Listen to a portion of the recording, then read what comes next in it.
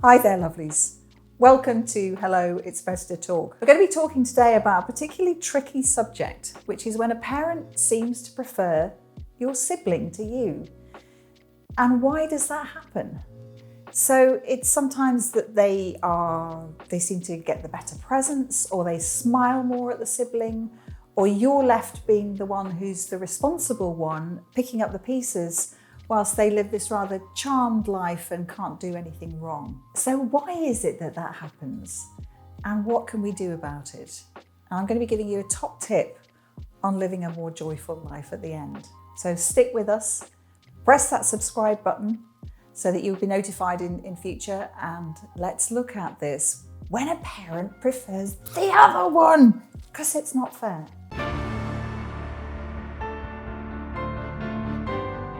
Hello, my name's Helen Garlick. For 35 years, I was a family lawyer and mediator, but I kept secret what was happening in my own family of origin. Now I know it's time to talk about it. So I'd like to warmly welcome you to Hello, It's Better to Talk.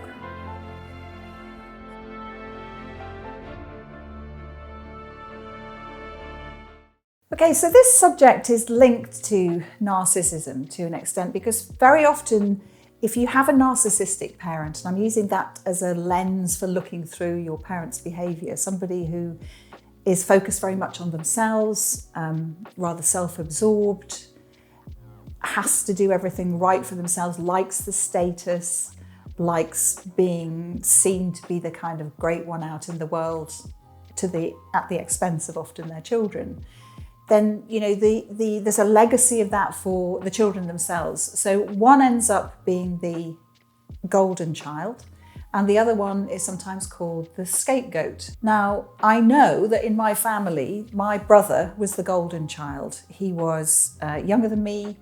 He was idolised by my mother. That's what my mother used to describe her relationship with her son. I idolised David. Whereas I was the older one, I was the one who's told, you're the responsible one, you need to sort things out.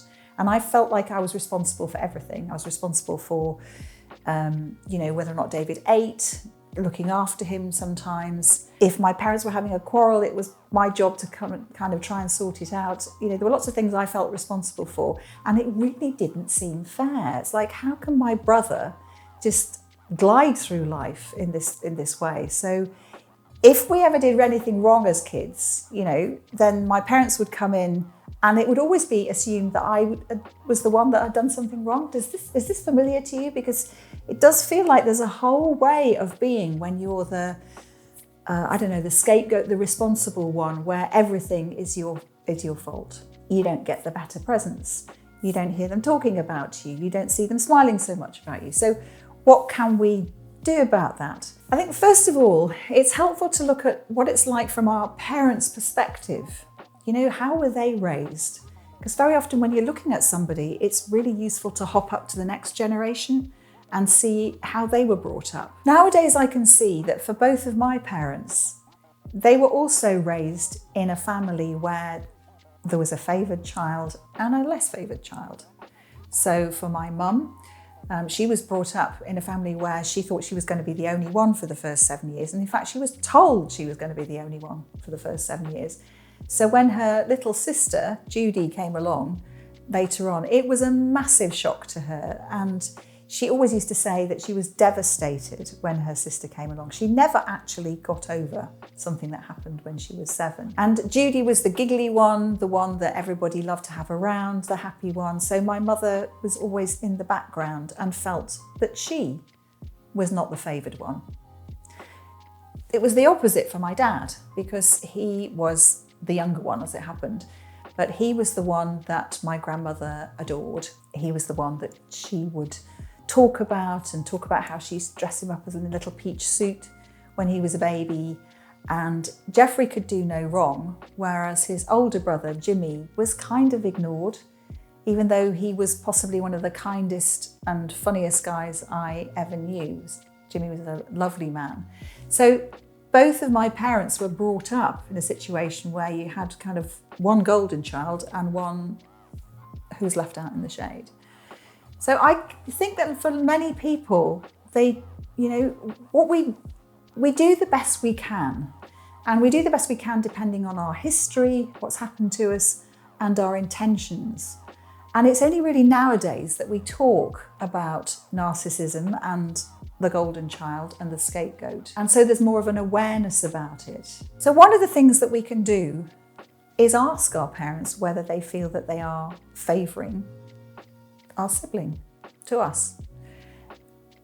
My experience that when you do this is that your parents go, no, not at all. We treat you absolutely equally. I just don't know what you're talking about. So they don't see it because in a way they're blinkered by their own upbringing, by their own expectations of how children are dealt with in a family. But at least then you've given them the opportunity of changing things. And so I think that one of the things that we need to do is be very clear about our own values. And you'll probably want to be doing things in a kind and compassionate way. So from that place of kindness and compassion, then gently raise this with your parents. But if they're still saying, no, I don't see there's anything wrong with what we're doing, we treat you exactly the same, then you have to just let that go. There's something about acceptance of the situation, which is so key to our own happiness. There are things that we can change, which are within our own control, and that's basically about who we are, how we are with one another, what we say, what we do, how we live our lives. And then there's a whole other field out there, which is our circle of concern, which may be our worries about our parents, but we have actually no control over. So pull it back. Think about how you can behave in a way that's kind and compassionate.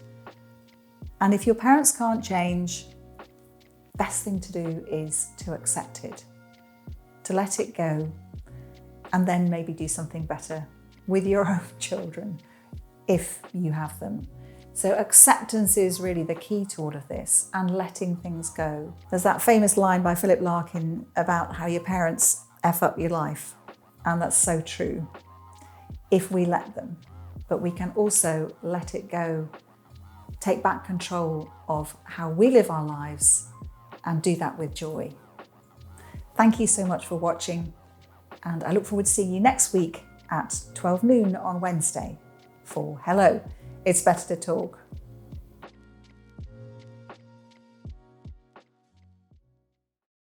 Fantastic. Okay. All right. All right. Sweet as a nut. Sweet as a nut. I love that phrase.